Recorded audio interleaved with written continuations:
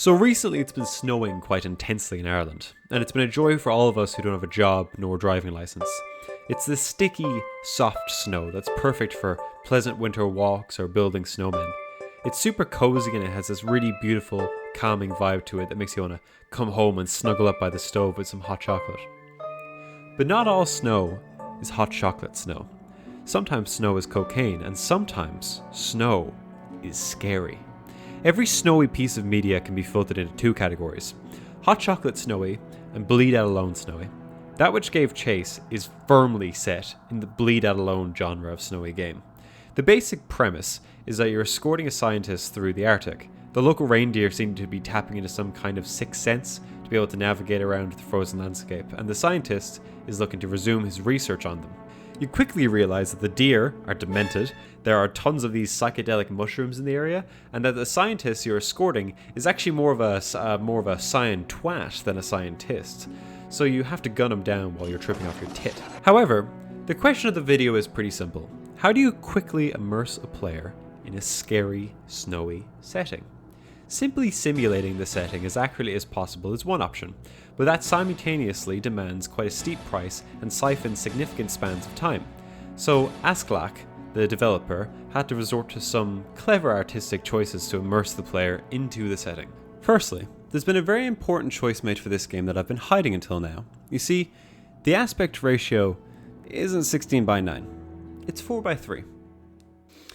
Oh, that look in your face. You didn't see that? You didn't see that twist coming, huh? You didn't. I mean, it was pretty obvious. You didn't see my aspect ratio twist coming? You fucking moron. This resolution limits your peripheral vision. I'm assuming the player character and the scientist are wearing the same type of clothes, mainly the huge, furry winter jackets. If you've ever worn one of these before, you'll know that while they're quite toasty, they limit your peripheral vision quite a lot. While the choice of aspect ratio most likely was just to match the rest of the PSX aesthetic, I think it genuinely does ground you in the character quite a lot. I personally don't like wearing those kind of jackets with the hood up, so for the game's runtime, I kept darting my head back and forth to make up for the tightened field of view.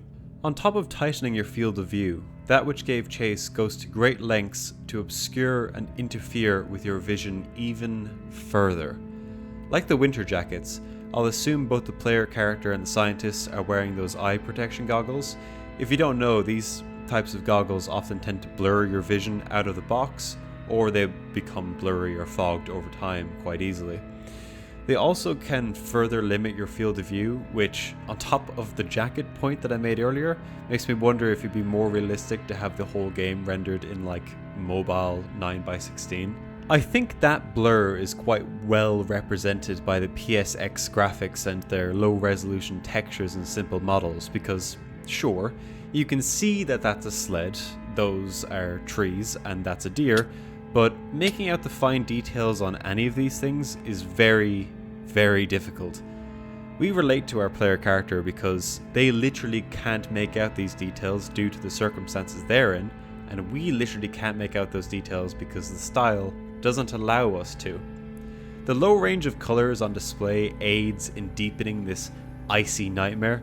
There's very few greys and whites on display in the color palette, meaning that snowy ground and white skies easily blend into each other, leading to several clips of me going flying off a cliff because I didn't even realize it was there. There's these natural events called whiteouts. These are when the winter fog grows so thick that it becomes impossible to see like 5 feet in front of you. But because the fog and the floor are the same color, white, aside from your own body and the sled that you're riding on, it seems like there's nothing but white around you. This is what I was referring to earlier. It would be a waste of money and time to make this any more realistic or detailed, since this simple style is much cheaper and much more effective at simulating this natural event. It's a simple environment, and it's being rewarded with a simple art style. What's not simple is trying to navigate said environment because, and I genuinely mean this as a compliment, the dog sled controls like dog shit. I played this game with a mouse and keyboard, and the controls for the sled are WASD, as you'd expect. Except, it's kind of mostly just A and D, since S won't pull the dogs to a stop by itself. You'll need to use the hook on the side of the handlebar to actually stop the sled completely. Next, you'll need to use Q and E to tilt the sled back and forth. You're immediately shown that the sled can and will tilt over and fall, bringing you to a complete stop unless you keep it straight. This immediately makes me so paranoid because I knew that if there was any sections where I needed to flee from something, and spoilers, there are, that I'd be at risk of the sled toppling over to the sides if I wasn't careful. Which is quite an immediate spike of paranoia because you haven't even gotten this thing going and you're immediately thinking, oh crap, this thing might just fall apart. The sled itself often goes at quite a high speed, and there's a good few tight turns and stunts to pull off as well. Since the game has a very short runtime, you never really get comfortable with the controls.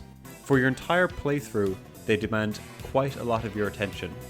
This is great because the player character is very skilled and they're going through a very difficult environment, and the player is not very skilled, but they're still having difficulty. So you as a player and you as a character are both experiencing difficulties in different ways, but you're both experiencing difficulties. For your entire playthrough, the controls will demand quite a lot of your attention. Now that wouldn't be so bad by itself, but what makes focusing on the sledding quite difficult is that you also need to be navigating and going in the right direction. The game pushes you in the right direction and there's no split paths or many hidden things about, but again, since your vision is so limited, I did find myself getting caught going in the wrong direction or having to make quick turns to avoid sled suiciding myself off a cliff. The cherry on top of this nightmare is that the scientist often likes to backseat driver you. When he's not critiquing your skills, he'll go on these long, cryptic, oddly worded rants. Since he has no voice lines, these are dedicated to dialogue text at the bottom of the screen, which is white itself, so have fun with that. So you'll be wrestling with the controls, trying to keep balance and make sure that you're going in the right direction through this woeful wonderland, and then this absolute nerd will turn around and just start going off being like, the hidden truth to release the beasts of nourishing deliciousness of a homemade hot chocolate is to introduce a sprinkle of salt into the mixture of diabetic delightfulness. And it's like, yeah, man, listen, like, I respect your intellect and I'll try that recipe at some point later, but could you let me focus on escaping the demon deer stampede for one moment, please, my love, please. I'm not very interested in guns. I suppose I get the mechanical aspect of it, like the maintenance and the swapping out of like the pieces and the attachments and stuff, but it's just never really been for me. That which gave Chase hard cuts between different scenes continuously without warning, and in one of those scenes, the scientist gives you a rifle. The rifle is given and then taken away over and over and over for the next few scenes. However, since you are already intimidated by the hostile deer, when you don't have it in your inventory, you get this sensation of defenselessness. When the scientist drugs you and leaves you to die in the cave, once I could stand up, I began immediately searching and checking every little corner of the cave for my rifle, praying for it like it was some kind of lifeline. Now, after taking that many mushrooms, I'd assume my lifeline would be like a big pack of Doritos after the munchies kick in, but instead I was left desperate, fumbling around in this cave looking for my rifle, or really any weapon for that matter. Once I entered this safety hut, I practically ignored all the corpses. Instead, I darted around and picked up the rifle before examining anything else.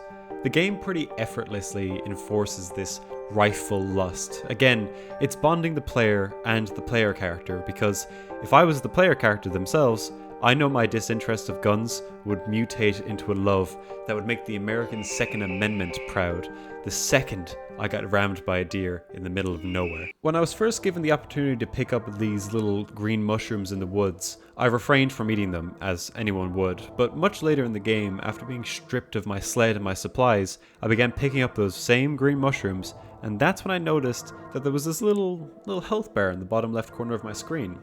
If it appeared in the game up until this point, I didn't notice it. But What I had noticed is that the mushrooms filled that health bar back up again. Despite taking a mental note to not touch any of these things earlier in the game, upon seeing that they refill my health, I began immediately horfing them down.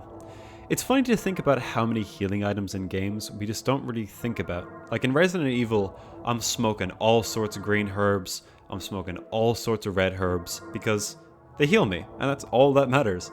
When you're playing a game, you just don't second guess the methods of healing once, which is like bizarre, right? Because in the real world, I'm checking the back of the medicine box every single time before I take it, despite the fact that I have no clue what any of those words mean. That's a consideration we always take in reality, but before playing That Which Gave Chase, I had never once considered it in a game. It's funny how quickly seeing your health refill can make you take something that you actively thought not to take earlier. Mirroring real-world practices, there's several of these small safe houses I've already mentioned that you can visit throughout That Which Gave Chase, and upon entering them, I realized that the doors take inspiration from the PlayStation 1 era of games as well. Lots of older games, most famously Resident Evil 1, had these really long door opening animations to hide the fact that information about the room you were entering needed to be loaded in from the disc. It's a good way to hide loading times, but I'm not sure if the developers realized how much it adds to the fear element. That Which Gave Chase emulates these fade to black loading screens. However, let's be honest, this tiny little low poly hut does not need to take that long to load. In fact, it could probably load like basically instantly. However, it often hangs for a moment, and that moment gives you just enough time to stress out about what could be inside. These huts are tiny, so much so that once you enter, whatever could be inside will be right next to you. That load time gives you just enough of a moment to consider that. What could it be? Could I defend myself? Will I be able to turn around and flee quickly enough before it gets me? What if I go inside and it's gulps? The creature. I sincerely recommend That Which Gave Chase, especially during the winter months, of course. It's a very tight, quality package that sounded a bit more loot. It's damn good, okay? It's damn good. It's damn cheap. You could probably beat it within 2 hours and refund it if you're really cheap, but I don't condone that kind of behavior. Just do what I did. Get your brother to set up the family share on Steam and then play it from their library. Like, I did that. Look at all these free games I got. You gotta rinse your brother out of his Steam library. It's just older sibling, dad, parent, just rinse him out of the Steam library.